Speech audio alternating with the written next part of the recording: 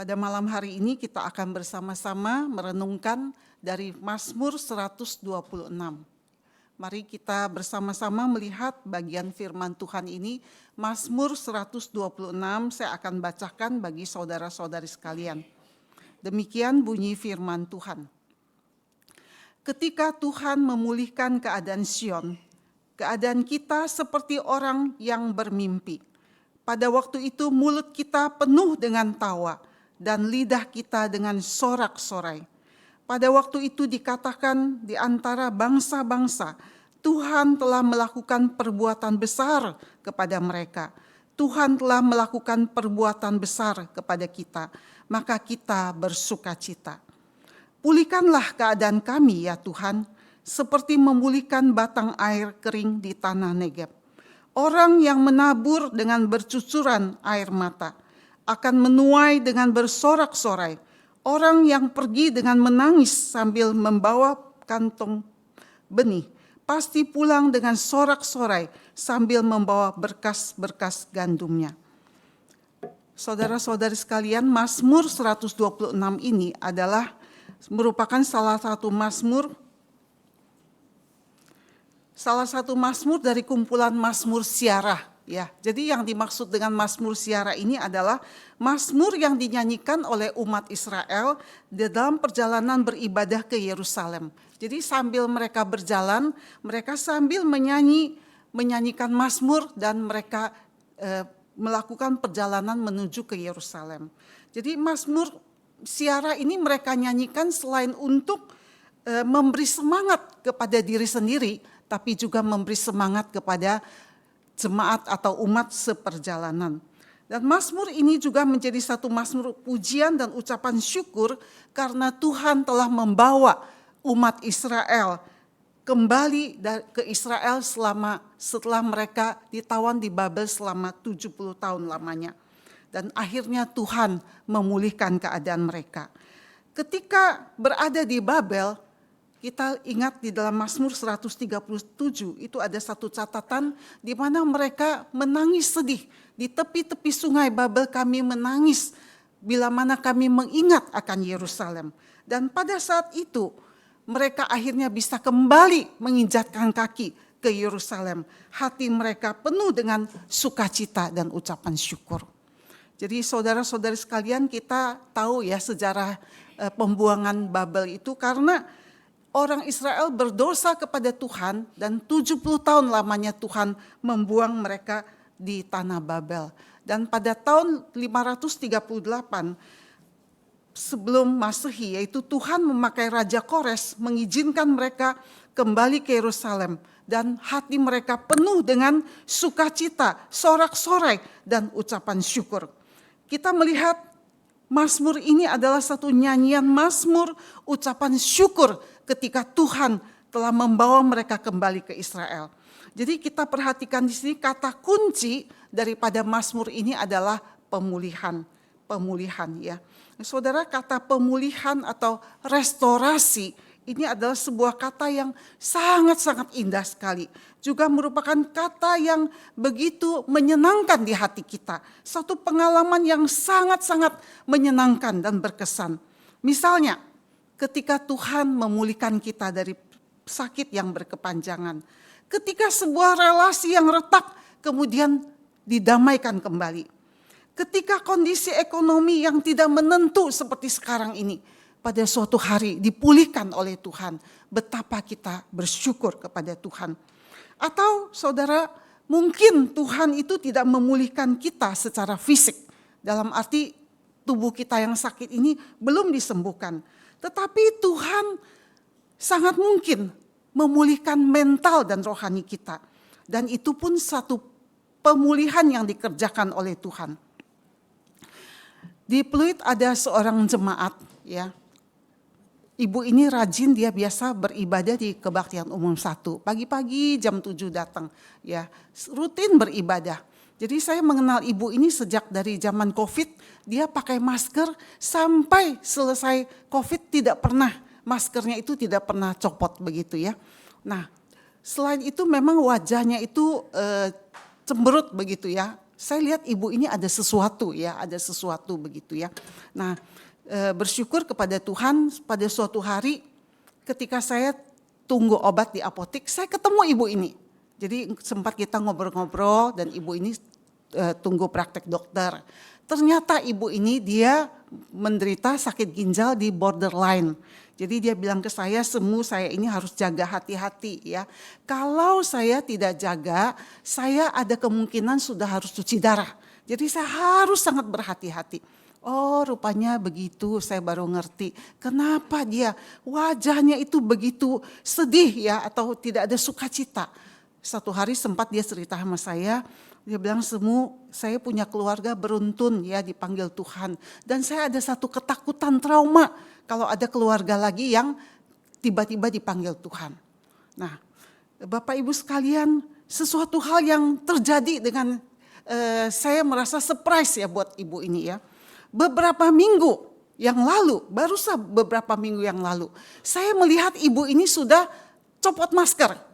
Bukan hanya copot masker, buka masker, wajahnya itu berubah menjadi ceria dan cantik. Tidak seperti yang dulu-dulu saya lihat itu dia begitu wajahnya cemberut. Jadi akhirnya saya sempat ngobrol, saya bilang, "Kamu sekarang kelihatannya beda ya." Saya bilang, "Sudah lebih sehat nih rupanya." Dia bilang, "Iya Semu, saya sekarang sudah berserah kepada Tuhan. Apapun juga yang terjadi, saya berserah kepada Tuhan." Rupanya itu rahasianya. Ibu ini berubah dari seorang yang rasanya tertekan, terikat.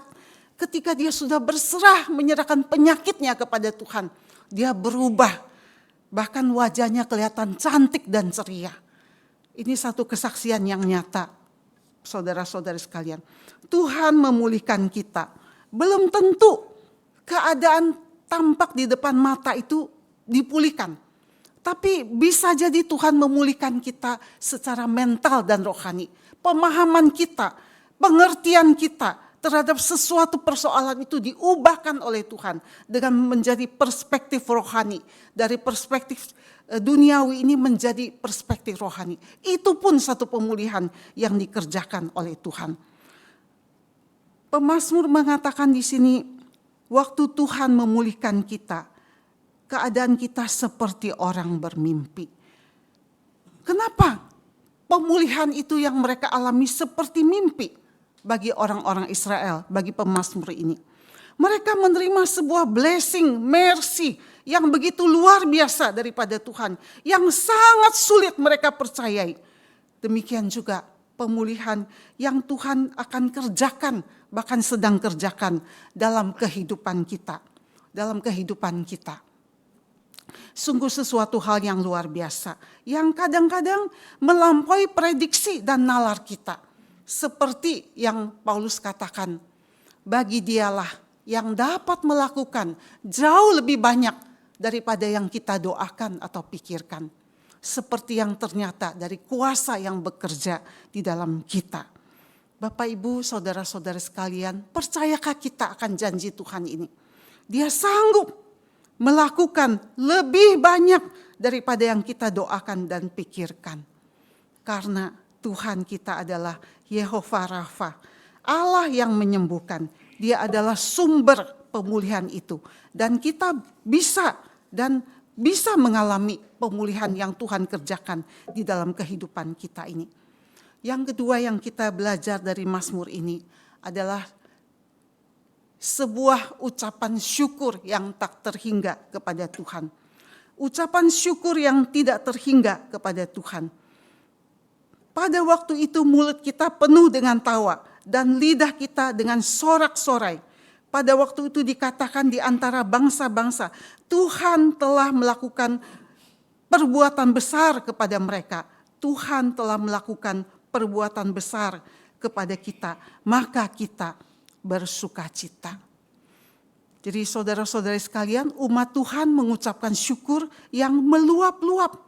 Pemazmur secara ekspresif mengungkapkan rasa syukurnya kepada Tuhan. Dan ucapan syukur ini bukan sekedar sebuah euforia sementara bahwa mereka boleh kembali ke tanah perjanjian ini. Tapi ungkapan syukur ini berdampak bagi bangsa-bangsa kafir yang ada di sekeliling mereka. Pada saat mereka dibuang, orang Israel diolok-olok, dihina oleh bangsa sekitarnya.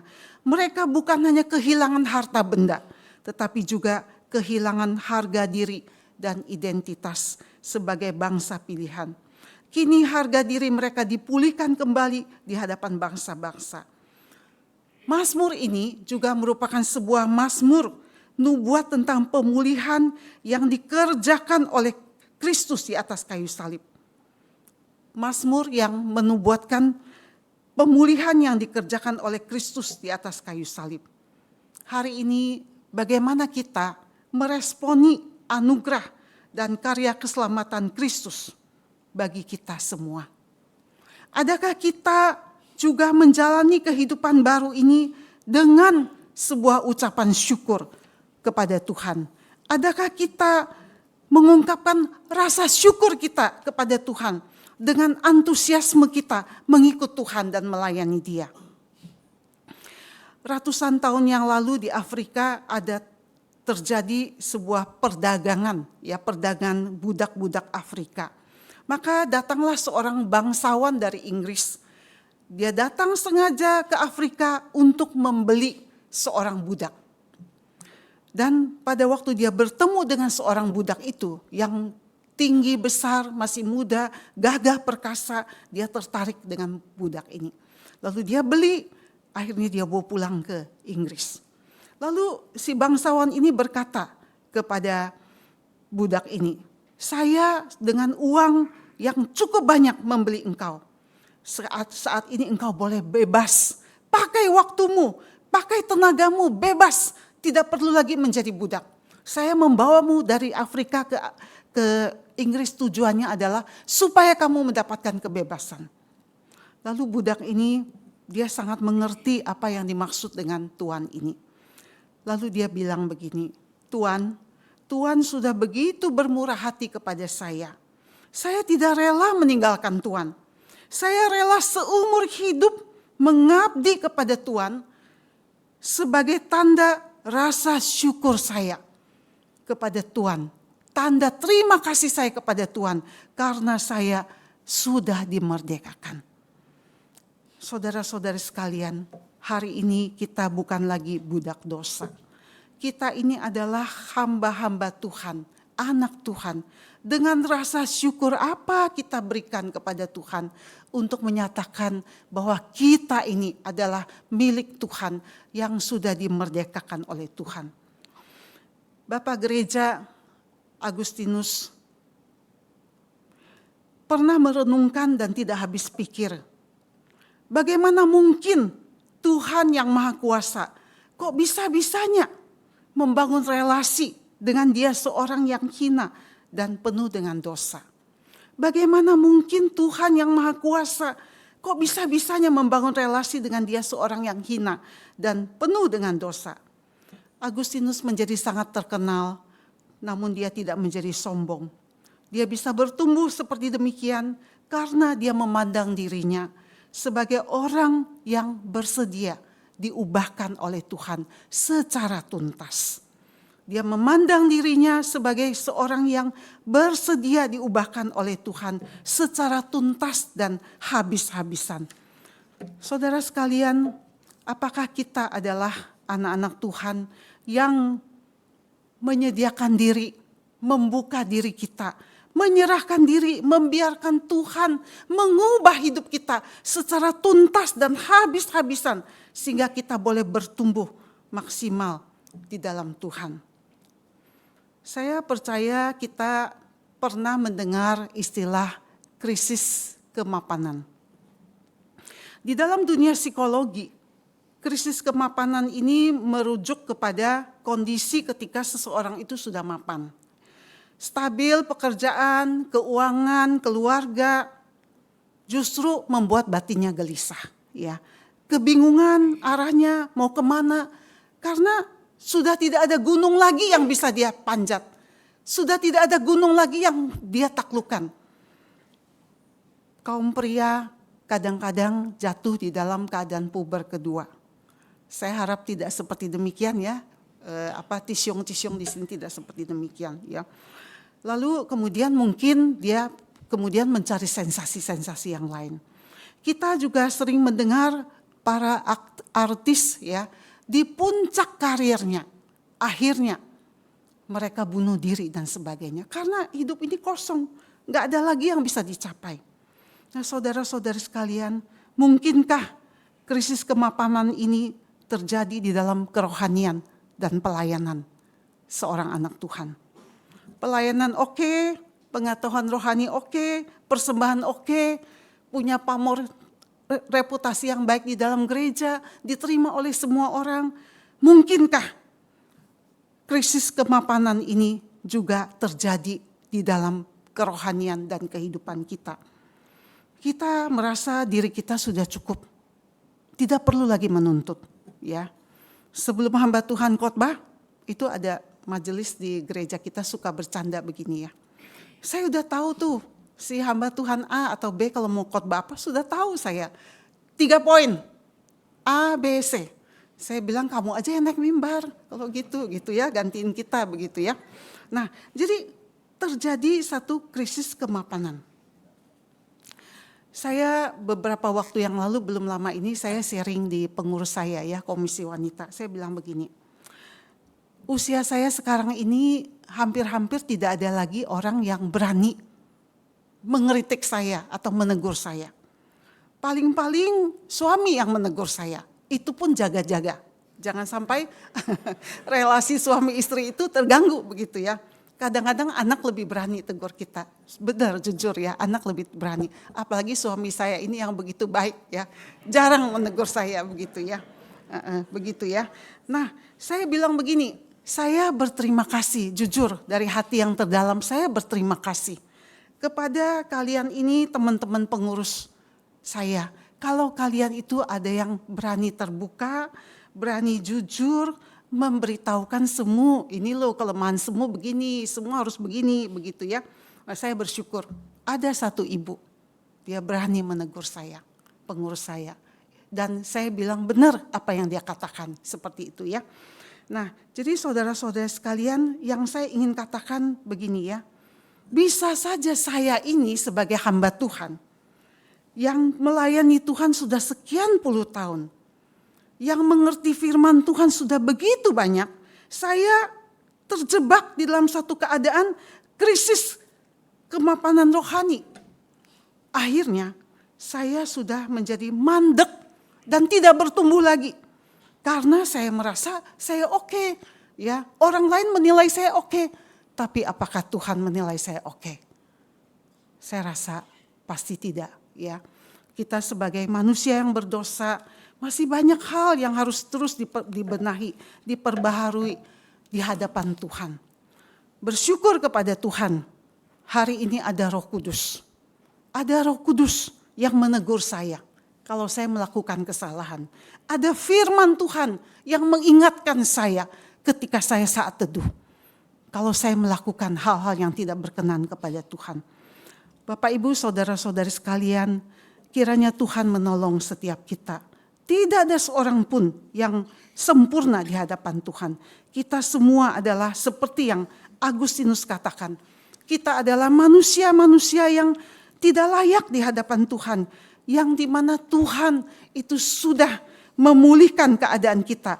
Tuhan sudah mengangkat kita menjadi anak-anak Tuhan.